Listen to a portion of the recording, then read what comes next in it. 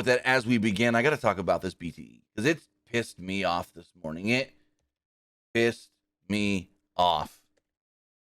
So we all know everything that went down with Jeff Hardy in WWE. There was a live event recently. I want to say it was in November, December. I don't remember anymore. But it was late last year, early this year, whatever it was. And Jeff Hardy was working a 6-man tag. It was Jeff Hardy, Woods, and McIntyre against the Bloodline. And when Jeff Hardy was in there, they say, and there's video of this match, they say he was acting sluggish. He tagged himself out, rolled off the apron, jumped into the crowd over the barricade, and left. People started saying that was, and thank you, Rick Zone, this says November.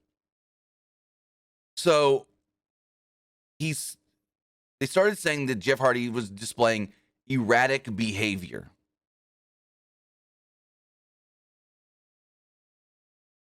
And in that erratic behavior, they drug tested him, thinking maybe he was on something. Jeff Hardy then got drug tested and then got released by the company. Weeks later, Jeff, I guess you could say through Matt, stated that WWE had not given him the results of the drug test. Matt said all this on his Twitch and stuff. And that he and his wife had to go through different channels or whatever to actually get the results of the drug test back because Jeff knew he was going to come back clean. We got all that out there, right? Erratic behavior at a live event. They drug tested him. They released him. He didn't get the results of the drug test. He said WWE was hiding the results because they came back clean. Well, then, I want to say 2 weeks ago, and you can correct me in the live chat or the comments before or below, on Rampage, I think it was Rampage. No, it may have been Dynamite against Keith Lee. Isaiah Cassidy was in a match. Matt Hardy was like, "This is your last chance. If you can't get the job done, I think I may be done with you," or whatever. And it was Dynamite. Okay, so it was the Keith Lee match, I believe. And Keith Lee's just wrecking Isaiah Cassidy to the point where Matt Hardy's just like, "Screw this, I'm done." Jumps to the barricade, walks out through the crowd, and Excalibur has to go, "Well, Matt Hardy here is displaying some erratic behavior, walking out on this match," and Isaiah Cassidy. And I go, "No, they did not. No, they did not." A lot of other people were like, they went too far. They should not have done that. But then BTE this morning goes even farther. So BTE starts off, and usually I don't watch BTE. I'm going to say that right now. Usually I don't watch Being the Elite. It doesn't fancy me. I'm not the demographic. I don't find it funny. Rarely at all, ever. And I probably rarely at all, ever in the entire history of the show, ever really found it that entertaining or funny. Like, there was a stupid segment on there today where Leva Bates was trying to reach a drink on top of a refrigerator deal. She couldn't reach it, and Cesar Bononi grabbed it, and then she's like, "Hey, I was trying to get that." And he just walks off with the drink. She then hides up on top of this scaffolding thing, trying to drop, I guess it looks like tongue depressors in a little container on Cesar Bononi, but she accidentally drops them on Peter Avalon. And then they're like, "What was that for?" And then she like kicks Cesar Bononi, like an Orange Cassidy type kick. Then she kicks JD Drake and then runs off. And Cesar Bononi's like, "I always knew she was one of them carny bitches." And I'm like, is that supposed to be funny? But regardless, so the show opens up and they're like, "We got to talk about the elephant in the room." The episode today is called Matt and Nick Explain It All. Like, "We got to talk about the elephant in the room and this and that and da-da-da-da-da." And Matt's like, "I'm never getting my Jordan Dior's back," or whatever these damn stupid shoes are going to be. He's like, "They're lost forever." And Nick goes, "Yeah, and I've got some pressing information. I got an email last night about something that I really need to talk about. American Airlines lost my bag and I'm never getting it back. And this is bad." And then they like walk off. And Brandon Keller goes, "Wait, elephant in the room? You mean we're not talking about Cody?" And I was like, okay, whatever. So then there's this segment. I'm going to pull this up here. I'm not going to play the video, but I just want to do little screenshots from it. So if we could pull this up here. This is, I guess that's Jose, I think. You can correct me if I'm wrong. The manager of Andrade. And he goes to Matt. And he's like, "Big Money Matt, we needed to have a talk. Someone needs to speak to you." He's like, "Oh, okay, sure." He's like, "Big Money Matt, you're so great."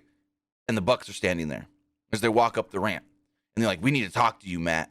we need to talk to you about your recent erratic behavior.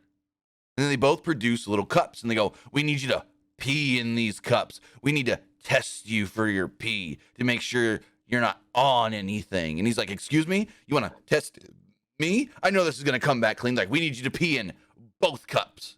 And Matt goes, right here? You want me to just pee right here in front of everybody? They're like, we don't care where you pee, but we need your pee.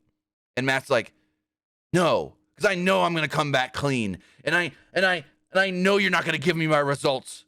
And this is all a sham. And he knocks the cups out of their hands. And Matt Jackson goes, well, I'm going to get some yellow pee one way or another. And I'm like, you got to be fucking kidding me right now.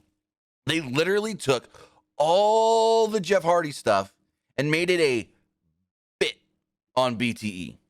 This is ridiculous, stupid, dumb. When are they going to stop? You're not. How do I phrase this? Don't let WWE dictate what you do. You're your own fucking company. You're your own company. Fuck what WWE's doing. Why does everything these fuckers have to be in reaction and a jab at the WWE? And I see Sin Saturday here, and I'm agreeing. I'm surprised Matt was even okay with this, and I totally agree with that. I'm surprised as well that Matt was okay with that. But it is getting to the point, 3 years in now, why does everything almost once a week or more that they do have to be a jab at fucking WWE? I'm trying in my personal life to cuss less, but this really, it's so dumb. It's so dumb. The Cody stuff didn't bother me because I'm like, yeah, they got to address something. So make a joke out of Cody leaving. Whatever. It's not a jab. It wasn't a jab or anything. It was just them thinking, oh, well, Cody's gone. Our shoes and our luggage is more important. That's fine. But to bring up this Matt Hardy and Jeff Hardy stuff, this Jeff Hardy stuff, actually, doing it on TV, a lot of people were not happy with that. When Excalibur did the whole, well, Matt Hardy just jumped the rail in expressing some erratic behavior. And people were not happy with that. And then going this far today, I haven't checked Twitter to see what people are saying. Or the comments on that video, which maybe I should, just to see if anybody's saying anything. Let's go to BTE right quick and just check. But it's just, enough is enough, I feel like. Why does everything they do need to be in response to and need to be a jab at WWE? Why? Why? They've got great talent there that can tell great stories and are very creative. So why do you have to be very reactionary to them? Why does everything need to be reactionary over there?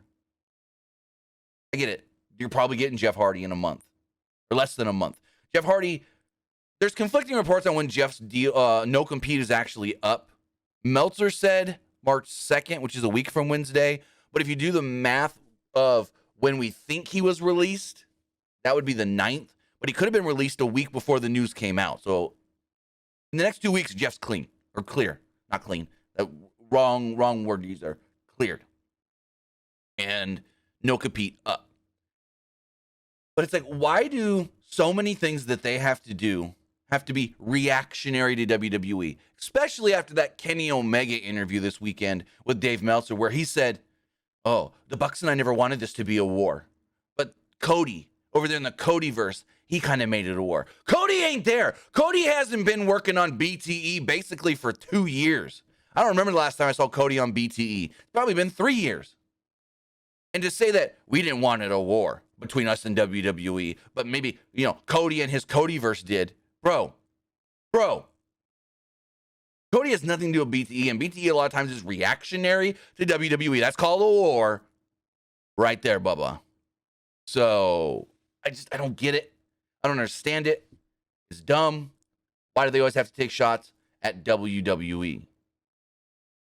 It's like they can't have enough confidence in their own stuff and just creating their own storylines to be like, we can do this and this, but we're going to get a better reaction if we respond to WWE. No. Also, Gabriel, we don't know 100% that it's March 9th. the day that Jeff Hardy is no compete is up. Because, yes, March 9th is 90 days from when the news came out that he had been officially released by WWE. But for all we know, he got that official release a week early. And so if that's the case, a week earlier than the news dropped, if that's the case, then the second could be the day that he's free. Also, the Codyverse is what a lot of people, including people in the company, and Kenny Omega even said it in the Meltzer interview, is the Codyverse is basically Cody's storylines. A lot of people always say that Cody just books himself in storylines that has nothing to do with anything else, like the QT Marshall stuff. So they call it the Codyverse, where things in AEW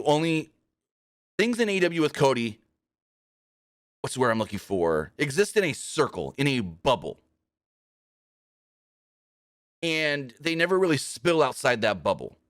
Like Cody and QT Marshall, Cody and Anthony Ogogo, Cody and Aleister Black.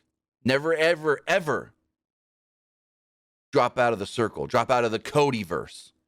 Never splinters off and goes, well, this Cody storyline now affects this that has nothing to do with Cody, but, future building. Like, say, you have a really good match with the Young Bucks and FTR. FTR, pick up the victory, and that propels FTR to bigger and better things. Well, we saw like the Cody Anthony Ogogo stuff where, the Cody Aleister Black stuff where Aleister Black picked up the big win over Cody, but it didn't propel him to anything bigger or better or different.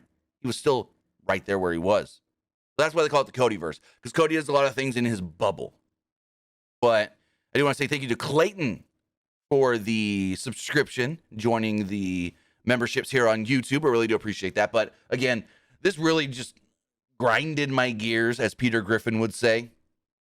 Why do you have to be not just so reactionary to WWE, but bring that up? We have seen far too many companies now, not too far too many, it's just WWE and TNA, use Jeff Hardy's personal demons in storyline, and it's enough. I thought AEW would be different and not do it. They're doing it. They're doing it.